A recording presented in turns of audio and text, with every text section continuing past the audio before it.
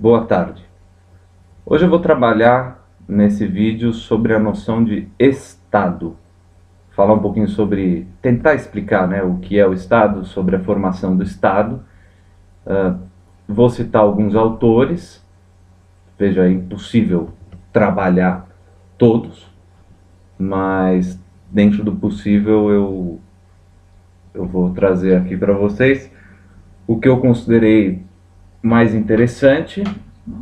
E eu vou começar primeiro com uma definição sobre Estado, uma definição simples. Tá? Uma primeira ideia de Estado conteria aí três elementos. Uma frase, a gente pode considerar que o Estado é uma autoridade soberana que é exercida sobre um determinado povo, sobre uma determinada população, num determinado território. Então, nessa frase, a gente tem três elementos que podem ser discutidos ou abordados. Eu vou explicar, dar uma ideia geral de cada um deles. O primeiro é a autoridade soberana. Soberania. Soberania é essencial para a formação do Estado. E eu vou dividir essa soberania aqui em interna e externa. Sobre a soberania interna, o que pode se afirmar é que o Estado que é dotado dessa soberania interna, ele faz exercer a sua autoridade sobre essa população, ou seja, a eficácia desse controle. O Estado sabe se impor sobre a população no território. Da soberania externa, é interessante notar que qualquer Estado, o surgimento de um Estado, depende um pouco do outro, principalmente no mundo contemporâneo. Principalmente, estou falando aí de século XIX para frente. Por que isso? O que acontece? Eu vou dar um exemplo. Na história do Brasil mesmo. A independência brasileira de 1822. Quando um país se declara independente, ele se declara independente em relação a alguém ou a algo. Então ele vai, no caso do Brasil, era independência em relação a Portugal. Agora, para existir esse Estado independente, os outros estados devem reconhecer a soberania desse Estado. Esse Estado deve se impor, vamos dizer assim, na sociedade política internacional. O Brasil, apesar de ter declarado a sua independência em 1822, ele vai ter só em 1824 o reconhecimento da sua independência pelos Estados Unidos, que foi o primeiro país que reconheceu.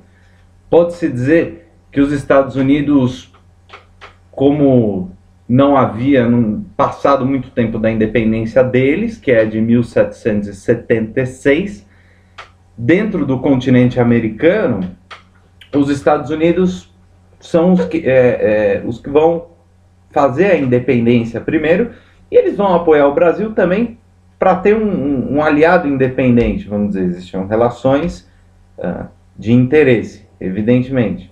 Depois dos Estados Unidos, a Inglaterra vai reconhecer, e depois Portugal vai reconhecer. Mas o interessante aqui é notar que a soberania externa ela só vai existir a partir do momento que os outros países, ou seja, que a sociedade política internacional reconhece esse Estado.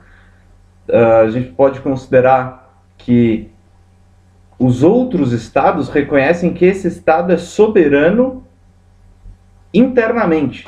Ou seja, esse Estado ele tem um governo que se faz obedecer internamente. Há uma relação entre as duas soberanias. Então, o primeiro ponto da frase é esse, em relação à soberania. Só para falar um pouquinho mais de soberania interna, claro, o Estado se faz obedecer, ele se impõe. O que acontece é que não dá para falar, é proibido matar no Estado brasileiro. Todo mundo que matou foi para a cadeia, assim, não. Então, há uma discussão, mas se há uma soberania, se há uma imposição razoavelmente alta, pode-se considerar que esse Estado tem a soberania interna. O segundo ponto da frase é sobre o território. E essa questão é muito interessante porque na formação de um Estado é importante entender que um Estado ele é produzido, ele vive em constantes modificações. O Estado ele não é dado uma vez. Aqui o Estado é desse jeito e vai ser assim. São constantes transformações que ocorrem dentro do Estado, na relação dele com os outros Estados, que podem modificá-lo. Então, o que eu queria dizer acerca do território é que, numa definição simples, sim, a soberania será exercida num território definido. Mas, trabalhando de novo, vou puxar aqui para a história do Brasil, para falar de um dos ícones da diplomacia brasileira que ajudou a delinear a fronteira brasileira no final do século XIX, ainda tratando sobre a questão platina, e no início do XX vai conquistar, por exemplo, vai adquirir o território do Acre pelo Tratado de Petrópolis, foi o Barão do Rio Branco. O Barão do Rio Branco ele trabalhou muito nessa questão territorial do Brasil, resolveu problemas com os franceses no Amapá, resolveu também problemas na região do Sul, com a Argentina. Então, o que ocorre é o seguinte: apesar da independência brasileira ter ocorrido em 1822, as modificações territoriais prosseguiram.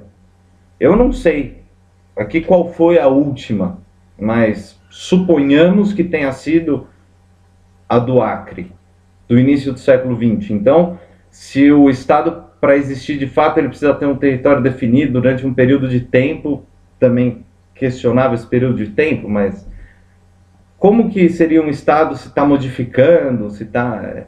É complicado. Mas a ideia geral é que se faça exercer a soberania dentro de um território e que esse território tenha uma permanência, um tamanho mais ou menos fixo, por menor que seja a maleabilidade das fronteiras.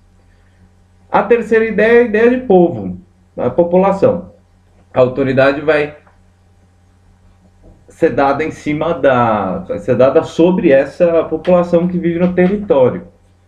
Então as pessoas que lá estão obedecerão às regras da autoridade estatal. Isso é um assunto delicado porque a gente muitas vezes precisa, principalmente no Estado democrático, a gente precisaria sair do pressuposto de que todos os cidadãos foram coniventes com a Constituição Federal, ou são coniventes com todas as ordens, algo meio fantasioso. Provavelmente, se você mora no Brasil, eu não sei se você aprovou a Constituição de 88, ou não sei nem se você leu a Constituição de 88. Então, também é um ponto. Bom, essa é a definição simples. Eu quis fazer essa pequena introdução de soberania, povo e território, para a gente partir para a ideia de outros autores. Max Weber também vai trabalhar a noção de Estado, e ele vai dizer que o Estado é uma comunidade humana que reivindica o monopólio da violência física legítima. Ela vai ser, então o Estado, ele vai ser aquela entidade que tem o monopólio da força física. Isso, evidentemente, é uma fuga à autotutela. Evitar litígios entre os cidadãos e falar que, olha, a justiça vai resolver tudo. Nós estamos aqui para isso, o Estado está aqui para isso, e ele será utilizado. Vocês têm o direito de incomodar a máquina administrativa, a máquina judiciária, para resolver os conflitos. Porque na autotutela a coisa fica um pouco mais complicada. Fica mais complicada. Veja, a própria ideia de autotutela ainda existe no nosso ordenamento jurídico. Por exemplo, no direito penal existe a legítima defesa. O mecanismo de autotutela ainda existe no nosso ordenamento jurídico, mas são exceções. E no direito civil, salvo engano, defesa de posse e propriedade privada.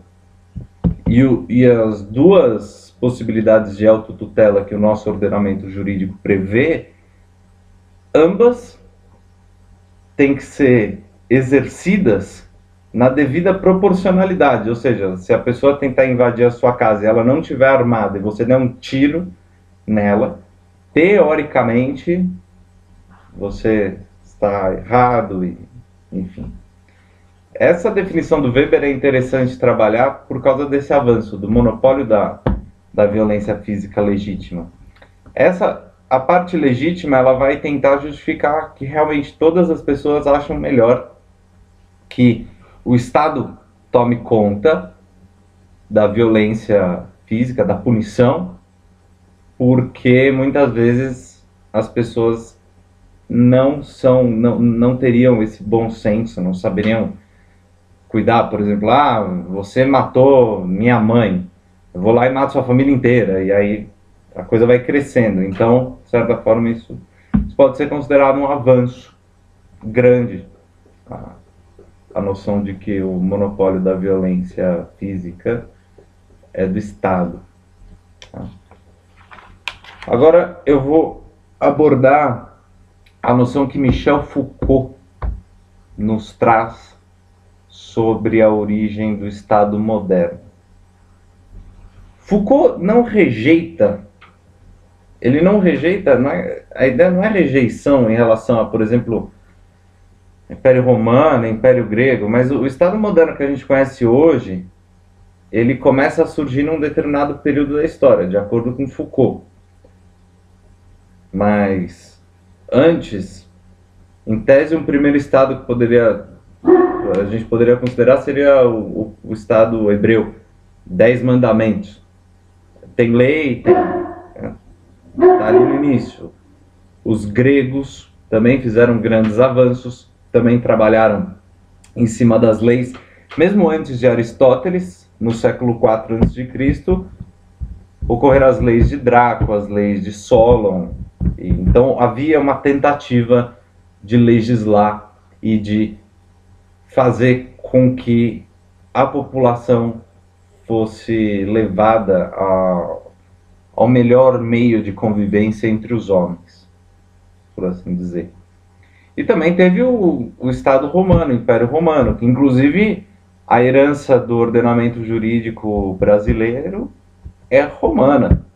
O sistema jurídico tem origem no Império Romano, porque a ideia, por exemplo, de hierarquização de lei, de institucionalização da máquina judiciária, tudo isso vem do Império Romano. Então, não é menosprezando isso, mas Foucault trabalha a formação do Estado moderno a partir de um determinado período. Tá? Ele vai começar no século XIII, falando que esse Estado ele vai chamar de Estado legislativo. E por que Estado legislativo? Porque começa a legislar. Isso, evidentemente, tem dois motivos, vamos dizer, para começar no século XIII.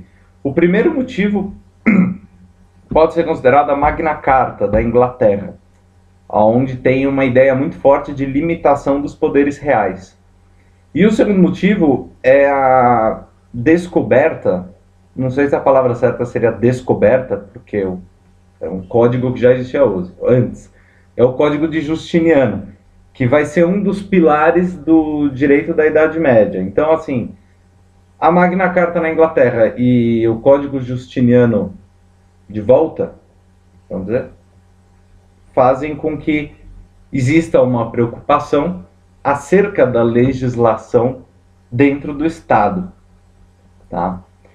Então, ele vai chamar esse Estado de legislativo, desse Estado da justiça, porque visava-se a uma justiça, tinha-se a intenção, ao menos.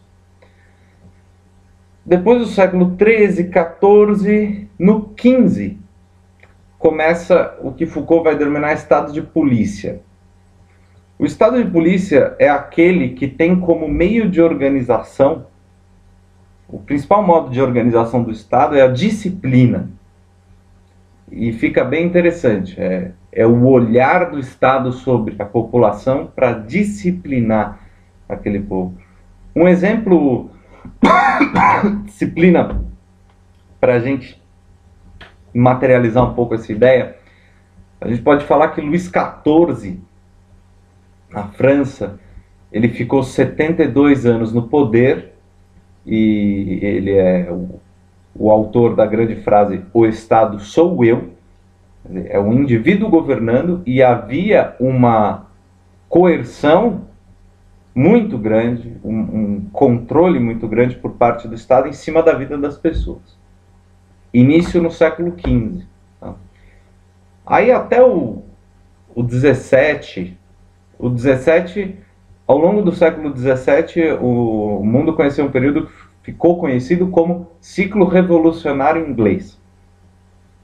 E no 18, a Revolução Francesa. Dois momentos. Essa transição desse estado de polícia para o então terceiro estado, que seria o estado liberal. Aí Foucault vai falar que é o estado liberal, o estado moderno, o estado social. Onde a principal característica é que o povo busca o poder. Inclusive é tentado, existem mecanismos que pretendem fazer com que o povo exerça o seu poder político e tenha uma participação, porque caso você não saiba, você é um copartícipe da política. Os seus atos, apesar da... Eu moro em São Paulo, uma cidade como São Paulo, às vezes você se sente um pouco distante da máquina administrativa, porque é uma cidade com milhões de habitantes, então fica difícil isso. Mas nesse estado liberal, que vai surgir aí no 17, século 18, há uma tentativa, inicialmente, da participação popular no poder, e depois, ainda mais para frente, o próprio Estado vai reconhecer que a participação popular é importante, criar mecanismos para isso. A transição desse estado de polícia para esse estado liberal, apesar de eu ter citado dois momentos da história, o ciclo revolucionário inglês do século XVII e a Revolução Francesa do século XVIII, é evidente que é muito difícil, né? Essa transição é mais difícil de datar. Não há uma data específica. Mas o importante é entender essa ideia de que o Estado para de querer simplesmente disciplinar todos os cidadãos e ele passa a se preocupar, vamos dizer assim, com a participação política, que o povo vai exercer o poder. Na nossa Constituição, tá lá, todo o poder emana do povo. É um exemplo desse terceiro estado aí, dessa noção que Foucault tinha. Tá? Eu vou trabalhar agora a ideia de poder, considerando que um Estado também pode... Também a gente pode considerar que o Estado ele vai se moldando através das relações de poder exercidas num determinado território. Essa noção de poder é muito importante. E eu vou falar de um autor aqui, um francês chamado Georges Bourdeau. Bourdeau é B-U-R-D-E-A-U. Georges Bourdeau. E ele traz uma noção de poder. Ele fala que ao longo da história o poder foi se modificando.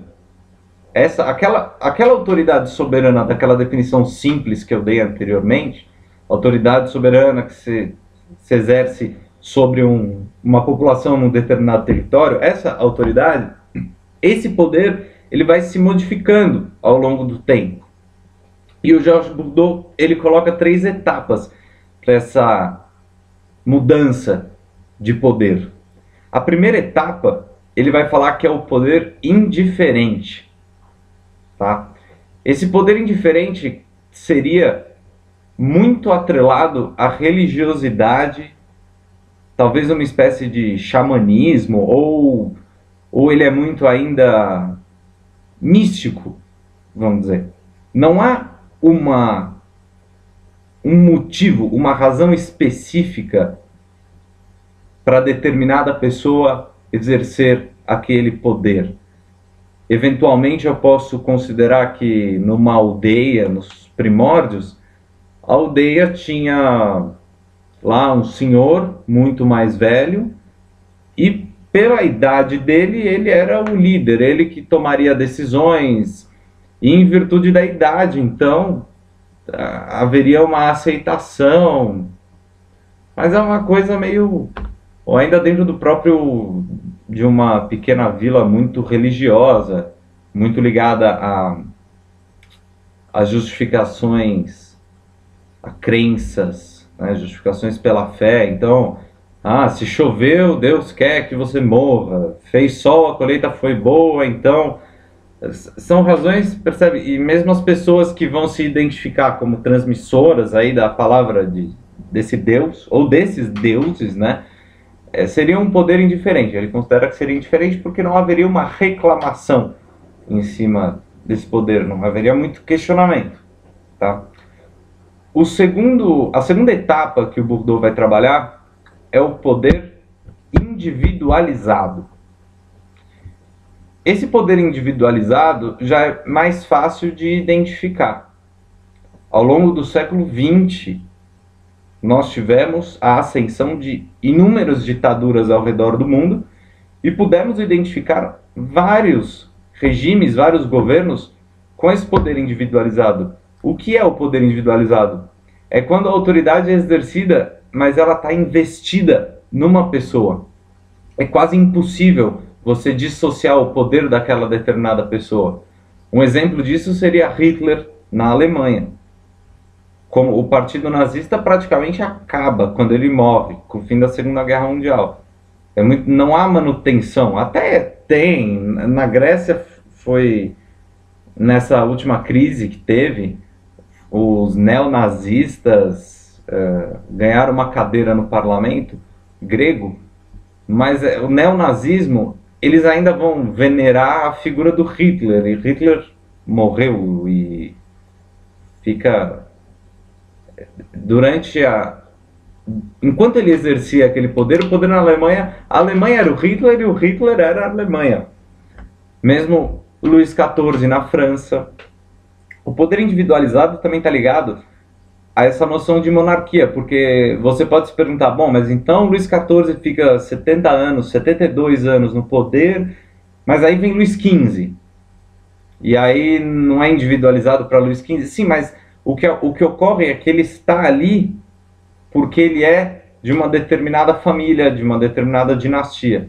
Então, existe essa individualização do poder. Tá? É importante, inclusive interessante notar que eu falei aqui do poder indiferente, dessas possibilidades de aldeias nos primórdios, mas ainda hoje é possível encontrar tribos que vivem nessa égide aí, nessa ideia desse poder indiferente. Isso não significa nem evolução, tá? Nem atraso, são populações, são povos diferentes, são costumes diferentes. Se puder conviver, respeitar e aprender com eles, melhor ainda, melhor ainda. Diferente do que fizeram muitos colonizadores. Mas o terceiro passo que o Georges Bourdieu vai dar é o que ele consideraria o poder institucionalizado. E o que é o poder institucionalizado? Na visão de Bourdieu, o poder ele deve ser institucionalizado. E no Estado moderno, sobretudo no Estado moderno, isso significa dizer que o poder deve ser dissociado da pessoa que o exerce. É como se o poder fosse uma entidade e a pessoa fosse outra. Não há... É ruim. Você juntar os dois é ruim. Na visão de Bourdieu. Que a gente poderia falar que grande parte dos autoritarismos, quando exercidos por uma pessoa só, e durante alguns anos, é quase impossível você ter um poder institucionalizado aí. E, de fato, os autoritarismos, os regimes autoritários ao longo do século XX, grande parte deles acabou ruim. nenhum deles se perpetuou. Talvez a China, a Coreia do Norte eu não sei, então, mas Bourdieu vai ter essa ideia aí, de que esse poder institucionalizado é o que pertence, ou deveria, pode ser considerado um devir, deveria pertencer ao Estado moderno. Esse Estado moderno seria constituído, então, pelo poder individualizado, quando o poder é dissociado da figura de quem o exerce. Não deixar bem claro isso. O outro autor que eu trouxe aqui para falar de Estado é o Philippe Braud. Philippe é com PH e Braud é B-R-A-U-D. B-R-A-U-D de dado. E ele vai fazer ele vai dizer também, ele vai categorizar, vamos dizer, dar uma ideia em 3 etapas do que constituiria do que seria constituído esse Estado moderno. E a ideia do Braud me pareceu bem interessante. E esse foi um dos motivos que me levou a fazer esse vídeo aqui. Eu achei bem legal a ideia dele. Tá? A primeira característica que formaria um Estado, tá, é a especialização dos agentes. Pode parecer estranho, mas ele vai falar o seguinte: especialização dos agentes. Agentes que exercem o poder. Ou seja, a proposta do Philippe Braud aqui é justamente que um Estado tenha uma classe voltada para a política e não seja diretamente ligada com nenhuma outra instituição. Por exemplo, a igreja, ou por exemplo, o exército. A ideia dele é que esses agentes, essas pessoas, de fato, elas se preocupem com a política. Que elas vivam para a política. Tá? E não da política. Vive para a política.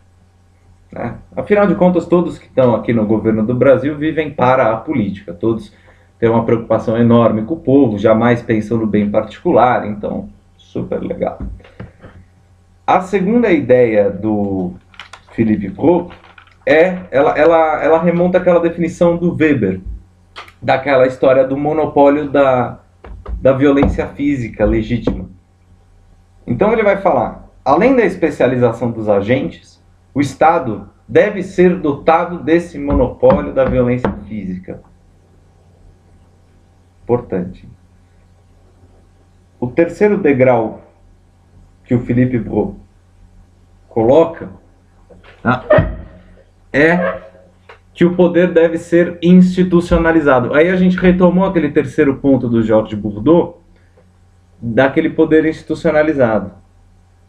Então, são 3 fases. A primeira, especialização dos agentes.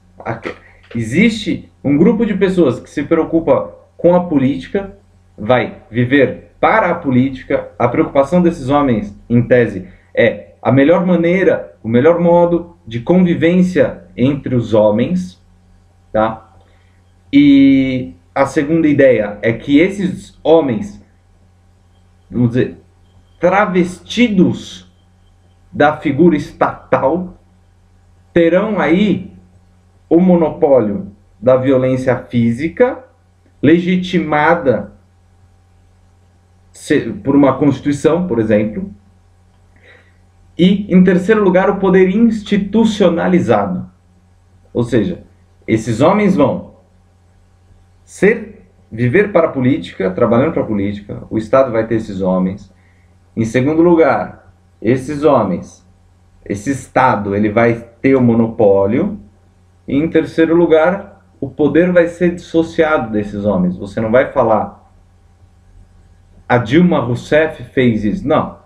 É o presidente a presidente da República Federativa do Brasil fez isso. É muito difícil enxergar essa ideia, muitas vezes, mas é preciso compreendê-la. O ponto é justamente essa dissociação. E a Dilma ainda não é tão popular, mas o Lula, é muito difícil você falar quem fez isso, o presidente do Brasil, independente de que... Não, você vai falar, não, o Lula que fez isso, ou não, foi FHC que fez isso, foi o fulano de tal que fez isso. Ou seja, foi aquela pessoa. E a ideia que o Philippe Brault vai contra, ele quer essa dissociação do poder. Mesma linha do Bourdieu lá. E aí ele propõe 4 exemplos, uma tabela, vamos supor, com 2 colunas e 2 linhas. A coluna de cima diria respeito à institucionalização desse poder. E a coluna, as linhas diriam respeito à coerção. A eficácia desse monopólio da violência física. Tá? 2 colunas, por quê? A primeira é parcial e a segunda é absoluta. E o mesmo ocorre nas linhas. A primeira é parcial e a segunda é absoluta. O Philippe Brault vai falar que quando você tem uma institucionalização parcial e uma coerção física, esse monopólio dessa coerção física é parcial, ele coloca o feudalismo como exemplo, tá? Que ainda vai ter a figura do rei, mas é aquele rei da Idade Média muito ligado à igreja, então não há uma individualização também, muito menos uma institucionalização desse poder.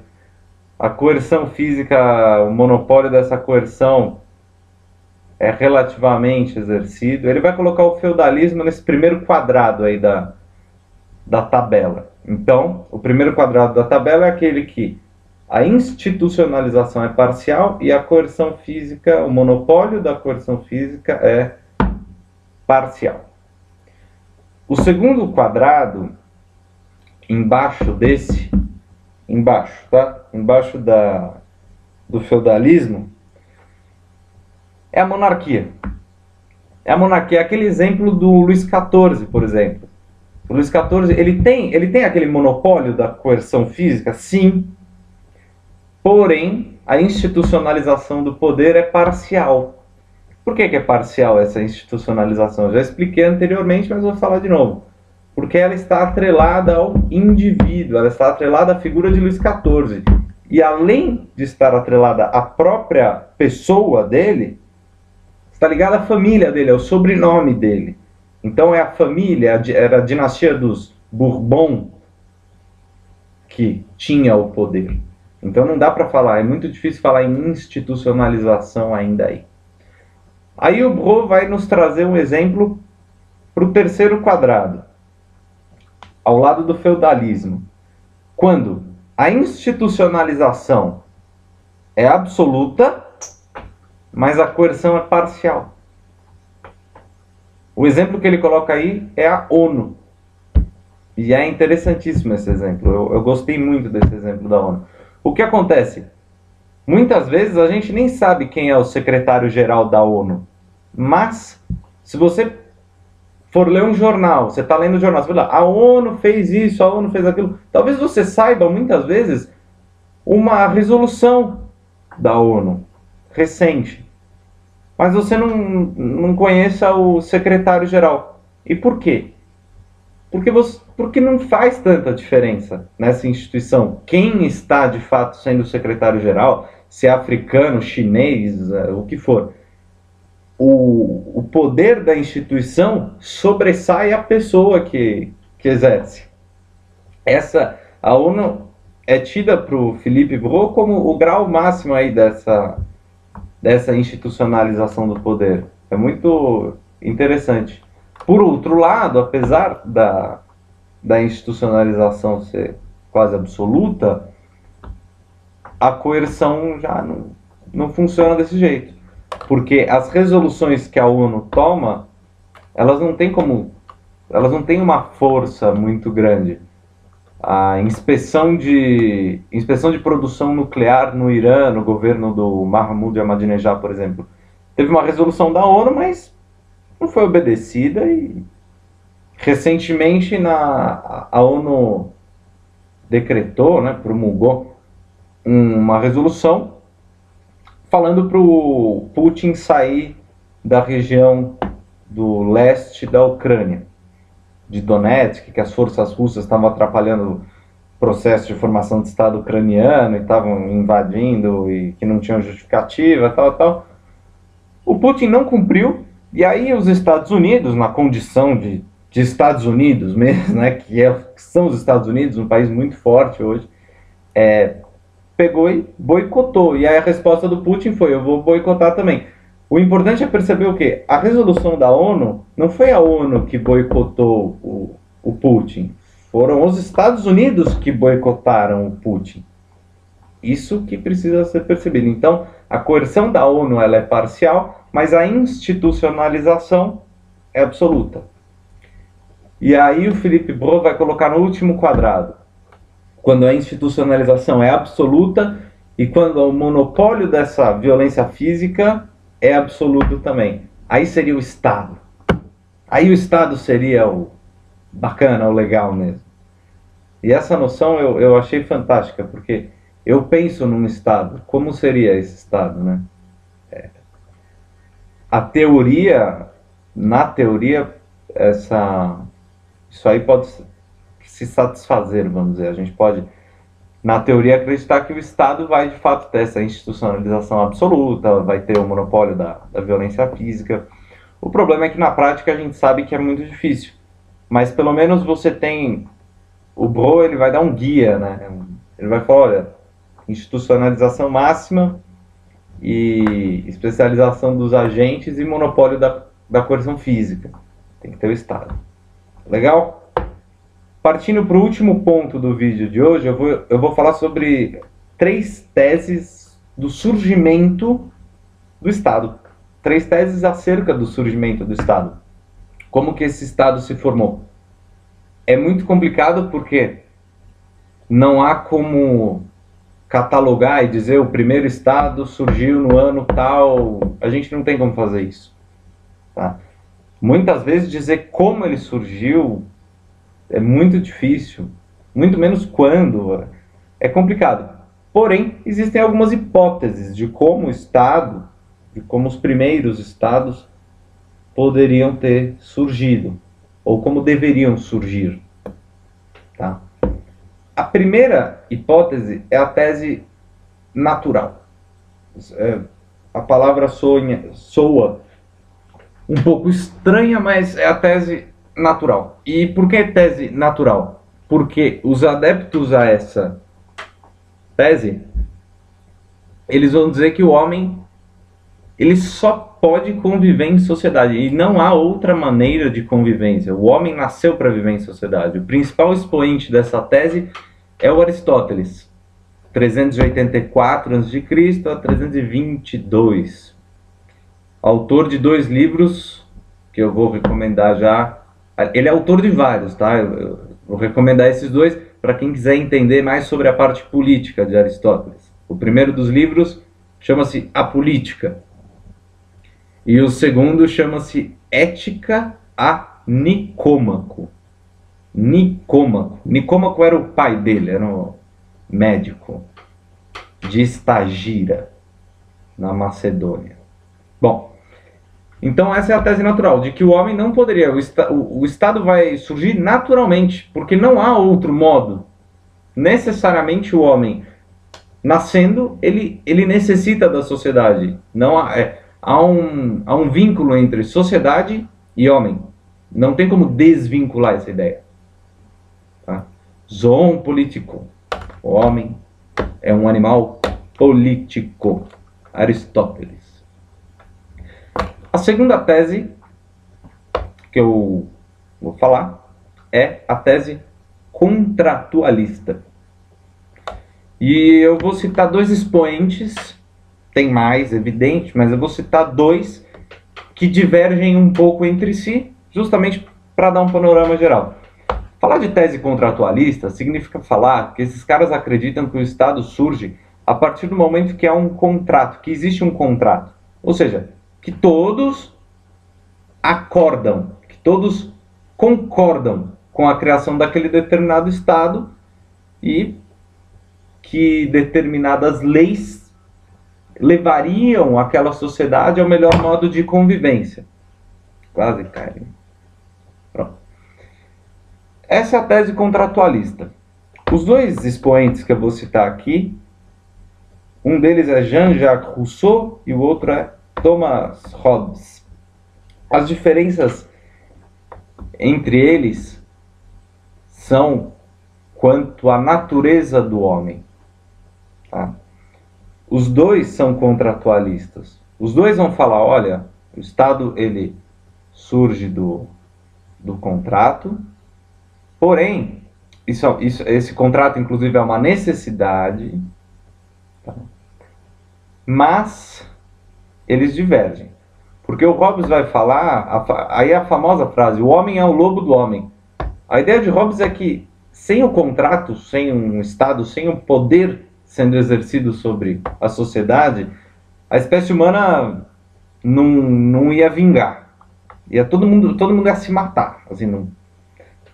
A ideia de que o homem é um bicho repressivo, agressivo, instinto, aí em Hobbes seria extremamente forte e pro lado ruim, né, da história. Falaria que o ser humano, que o homem é o lobo do homem, quer dizer, ele mesmo é uma autoaniquilação.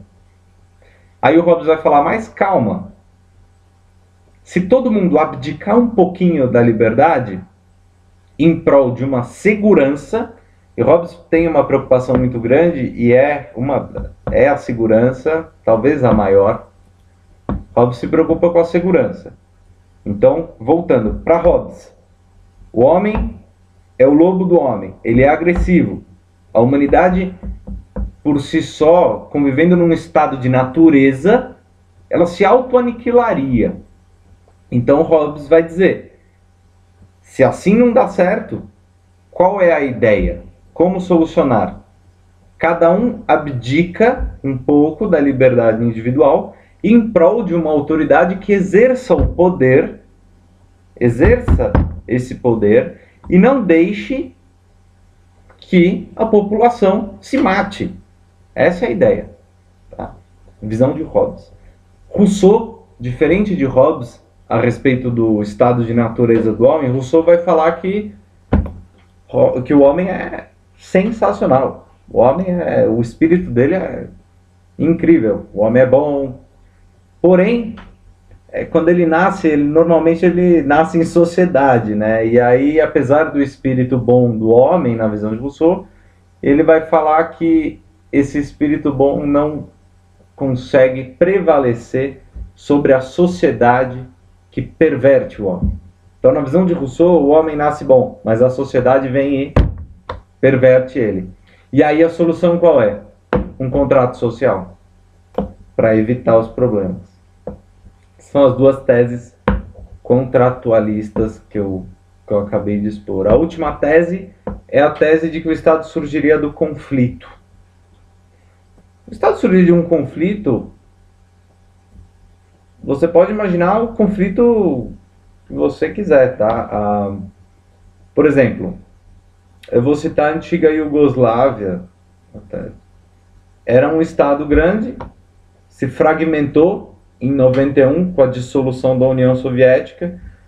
A Iugoslávia, falavam-se 6 línguas dentro da Iugoslávia e havia uma identidade... Não havia uma identidade nacional iugoslava. Havia uma identidade nacional muito restrita a determinados territórios. Quando a Iugoslávia é dissolvida, se dissolve, é fragmentada, hoje o território iugoslavo são 7 ou 8 países. Depois, em 91 foram acho que 6 ou 7, e depois teve Montenegro, Kosovo. É o conflito, é a guerra. Nós queremos a independência, nós queremos a formação do nosso Estado. Caso brasileiro, formação do Estado brasileiro, do conflito também, pode-se dizer que sim, porque o Brasil entrou em guerra civil para conquistar a independência. E assim por diante. Essa tese do conflito também é atribuída a Karl Marx, né? Que vai trabalhar a ideia da sociedade de classes e que essas classes vão sendo conflituantes entre si e tal. Então essa abordagem hoje eu falei sobre essas 3 teses do nascimento do Estado. É interessante que essas categorias, muitas vezes, elas se confundem um pouco. Você não há como afirmar que foi só uma. Olha, foi essa aqui no ano tal, no momento tal. Elas se confundem um pouco. Às vezes pode existir, o que pode acontecer é você falar, não, prevaleceu determinada maneira de formação, prevaleceu, mas são muito complicadas. Nós abordamos também, vocês devem ter uma tabela aí anotada, com a noção de estado, as três características que esse estado deve ter na visão de Philippe Brault, que é a especialização dos agentes, o monopólio da violência física e o poder institucionalizado. Falamos também sobre Georges Bourdieu e a noção de que o Estado vai se transformando a partir das relações de poder que são exercidas dentro dele, e esse poder, inicialmente, para Georges Bourdieu, vai ser indiferente, depois individualizado e depois institucionalizado. Falamos também um pouco sobre a noção que Foucault tem sobre a origem desse Estado moderno, que trabalha Estado legislativo, lembra? Começa no século XIII, eu citei os documentos, depois vira Estado de polícia e aí passa para o Estado social. E falei também sobre a definição de Max Weber sobre o Estado, que implica aquele monopólio da coerção física, e falamos um pouco também sobre soberania, território e povo. Eu espero que eu tenha ajudado. Muito obrigado e até a próxima.